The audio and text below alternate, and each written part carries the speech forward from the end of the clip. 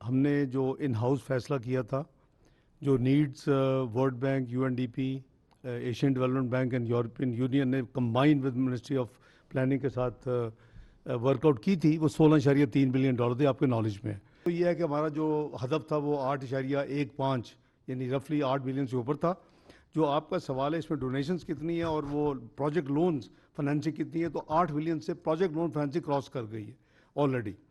دوسرا جو میں آپ کا سوال تھا آئی ایم ایف کا, ہم نے بڑی ڈیٹیل میٹنگ ان سے کی ہے میں نے اور میری ٹیم نے. اور فسکل جو اسپیشل ٹیکس لگا تھا آپ کو یاد ہوگا 10%, وہ اس میں کچھ سٹیز آگے تھے ایک ہائی کورٹ سے اور اس کی وجہ سے وہ ڈیلیڈ ہے. وہ ججمنٹ کی تفصیل ہے اور وہ ایف بی آر جائے گا. لیکن سال کا جو فسکل بجٹ ٹارگٹ ہے اس کو چینج نہیں کر رہے, وہ ہم اچیو کریں گے.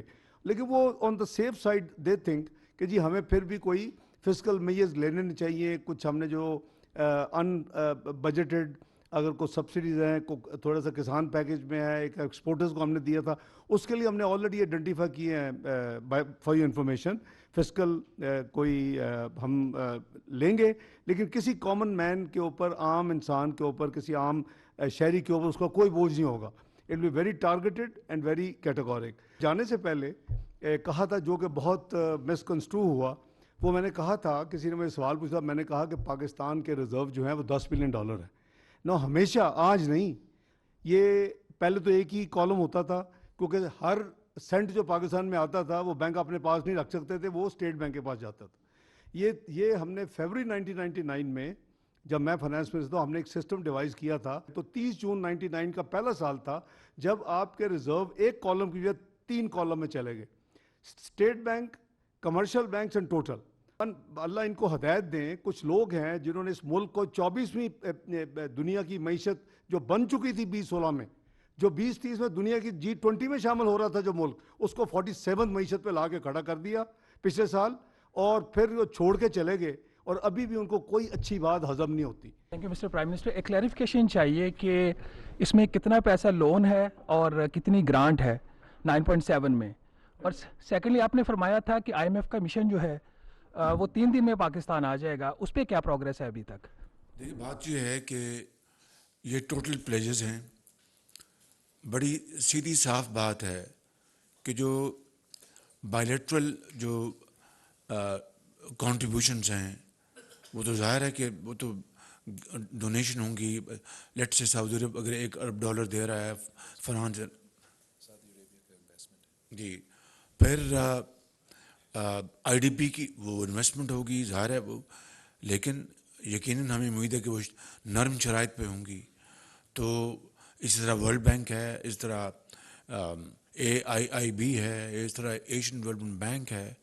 تو یہ تو ایک اب ہمیں اگر اللہ تعالیٰ نے یہ موقع دیا ہے تو اس میں جائے بغیر کہ کتنے لونز ہیں, کتنے اس میں ڈونیشنز ہیں, ہمیں اب پوری تیاری اور پوری قوت کے ساتھ ایک ایک پائی استعمال کر کے, جس طرح فارن منسٹر نے بتایا کہ ابھی بھی ہزاروں لاکھوں لوگ جو ہیں کھلے آسمان میں ہیں, اور اگر ان کے اوپر آپ سوچیں تو انسان لرز جاتا ہے کہ کس طرح اس سردی میں, ٹھنڈ میں وہ کس طرح زندگی بسر کر رہے ہیں اور زندگی کے اندھے تھپیڑوں کا مقابلہ کر رہے ہیں.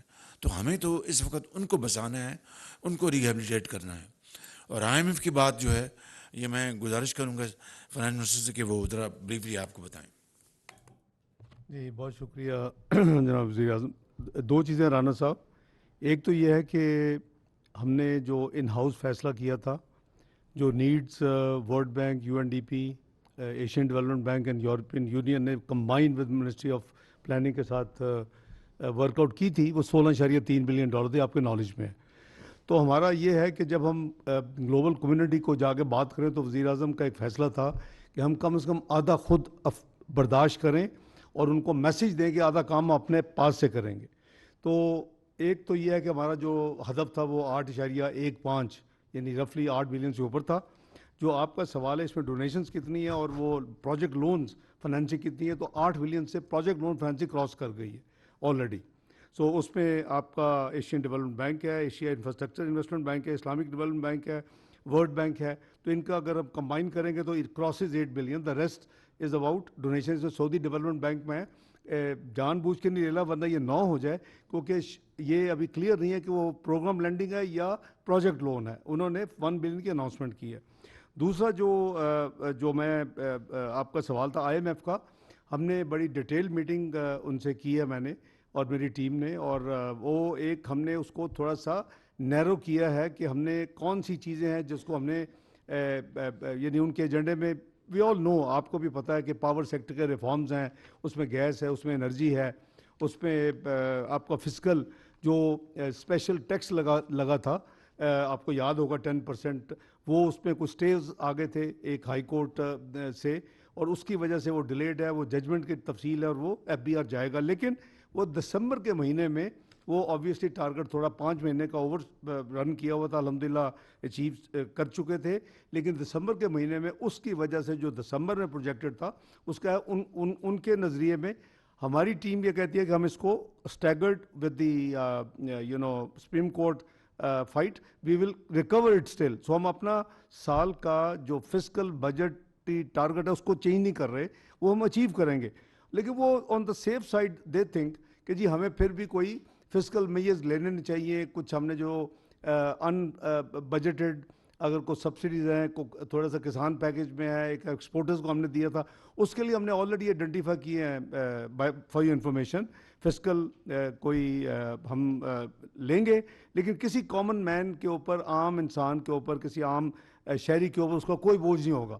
It will be very targeted and very categoric. Lastly میں آپ کے with permission of prime minister want to avail the opportunity to clarify one thing.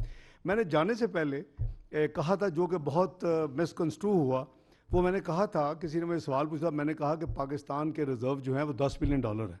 نو, ہمیشہ, آج نہیں, یہ پہلے تو ایک ہی کالم ہوتا تھا, کیونکہ ہر سینٹ جو پاکستان میں آتا تھا وہ بینک اپنے پاس نہیں رکھ سکتے تھے, وہ اسٹیٹ بینک کے پاس جاتا تھا. یہ ہم نے فیبرری 1999 میں جب میں فائنانس منسٹر تھا, ہم نے ایک سسٹم ڈیوائز کیا تھا کہ سبسٹینشیل اماؤنٹ جو آئے وہ بینکوں کے پاس ہی رہے, اور یہی وجہ ہے کہ آج بینکس خود اس کو سارا مینیج کرتے ہیں. تو وہ, لیکن جب ریزروز کی بات آتی ہے تو 30 جون 1999 کا پہلا سال تھا جب آپ کے ریزرو ایک کالم کی وجہ 3 کالم میں چلے گئے, State Bank, commercial banks and total. تو جب بھی پاکستان کے ریزرو دنیا میں کہیں کوٹ ہوتے ہیں, آپ کو سروے لے لیں, آپ کوئی ڈاکومنٹ لے لیں, تو وہ کوٹ ہوتے ہیں, آپ اس کے بریک ڈاؤن دیتے ہیں. تو میں نے وہ بریک ڈاؤن دی تھی.